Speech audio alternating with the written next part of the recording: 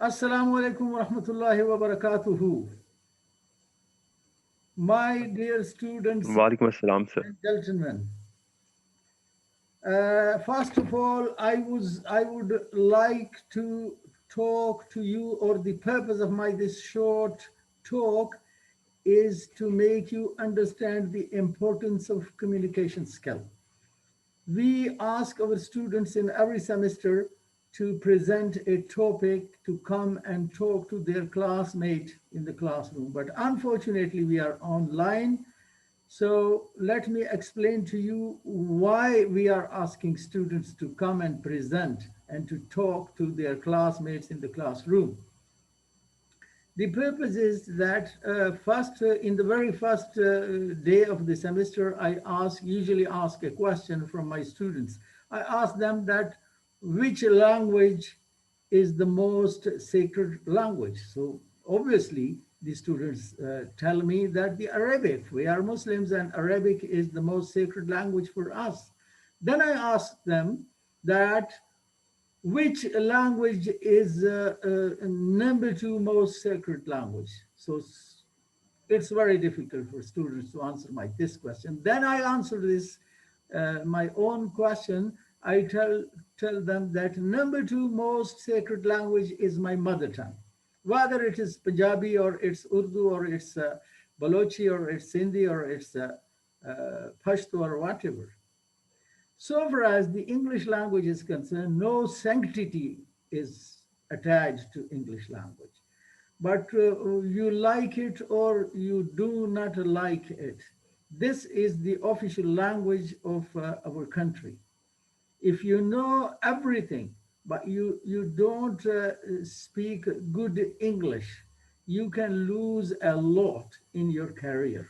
Whatever career you are going to adopt, whether you are going to become a lawyer or you are going to become a business executive, but if you do not know good English, you don't develop your communication skill, in future you can face a lot of difficulties. So this is the time to improve your skill, to improve your language, you see, and get familiar to talking to gatherings. So when you are presenting your topic in English language, you are talking to a gathering, and the gathering is of your own classmates. So it gives you a courage, you see. I mean, in future, you will be coming across different situation in which you will be asked to talk. Just suppose that you are going to take the CSS exam, then you will be facing a selection board, or wherever you go for a job in future, you will be coming across a selection board. And there, the medium of interview would be most probably English language. So whatever you are wearing very good suit, very beautiful necktie.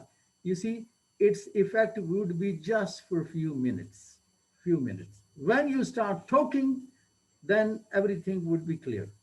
Or if you are like me, a badam gul with a topi and a waistcoat, you see, maybe in the very first few minutes, people underestimate you.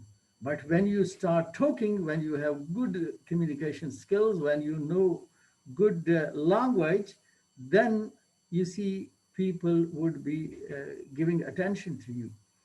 If you have a gold medal, if you are going to face a selection board and interview with a selection board and you have a gold medal, your gold medal would not be helpful if you don't have communication skill, if you can't talk, you see. And the one who has got no medal or a silver medal, that would be, you see, that would beat you. That's why, I mean, the purpose of to encourage students, the purpose of asking them to present something to their classmates during the class time is to afford them an opportunity to develop their communication skills.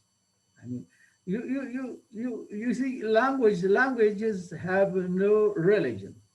I mean, Arabic is a Muslim language, but there are might be millions of Christians who are speaking Arabic language. Their mother tongue is Arabic language in Lebanon and other states.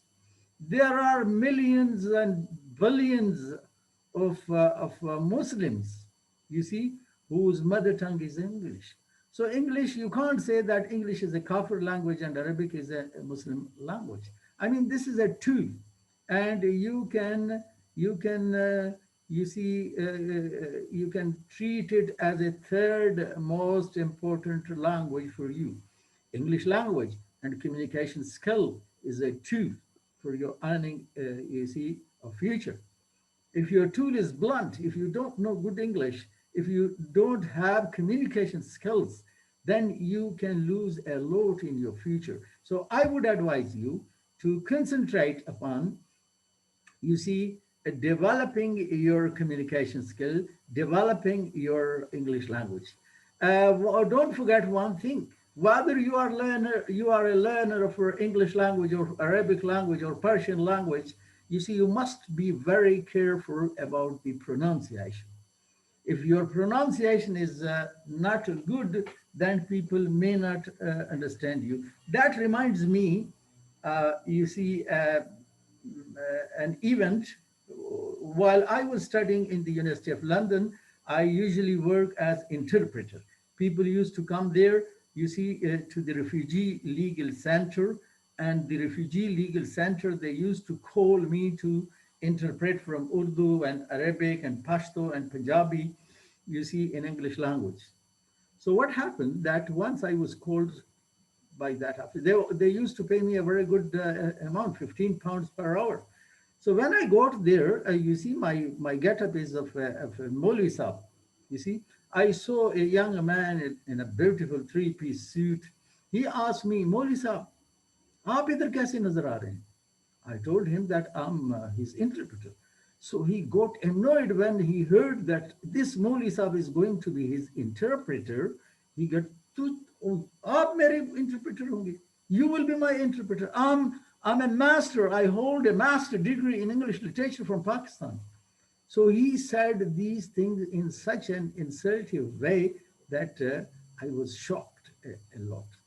When the caseworker came, his name was Frederick. I told him, Frederick, you have wasted my time. The gentleman, he holds you see, a master degree in English literature from Pakistan. He never needs an interpreter. You have wasted my time to call me. He was a very clever person. He said, I'm very sorry, Mr. Hayat, but I would request you to have a cup of tea. So he was very, very clever. He wanted me to stay for a while.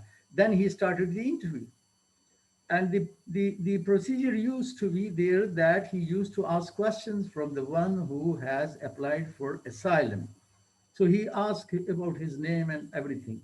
He asked the very first sentence, which this Pakistani young man, he said, "Sir, I am very sorry for late coming." So this Frederick, the caseworker, he looked at me and said, "Mr. Hayat, he is very what?" I told him that he meant to say he's very sorry for late coming. All right. Then he asked him, "Do you have any relatives in London?" So the gentleman said, "Yes, one of my brothers is a doctor." He said, "Mr. Hayat," then Frederick again asked me, "Mr. Hayat, what is his brother?" I told him that his brother is Doc. So upon this, that English, that Gora, he got annoyed and he said, "Mr. Hayat, tell him to narrate his story in Urdu and you please interpret it. I mean, translate it for me." So that was my turn. That was my turn to take revenge from that young man who insulted me by saying me that who the hell I am to interpret his interview. So what happened? I told him that, look, भाईजान, आपके पास जो MA की English की degree है उसको लपेट कर पतलून की पिछली जेब में डाल दें. Nobody understands your English. You are saying sorry while the spellings are SORRY. You should have said sorry. because he does not understand if you say sorry. You said my brother is doctor. It's not DACTOR. It's DOCTOR. So your English is of no use here in this country. Please tell me, narrate your story to me in Urdu and I'll interpret. So it's very essential. It's very important. You see, uh, whether you like it or not, you see, good English, good communication skills will help you a lot in your future. Okay, that is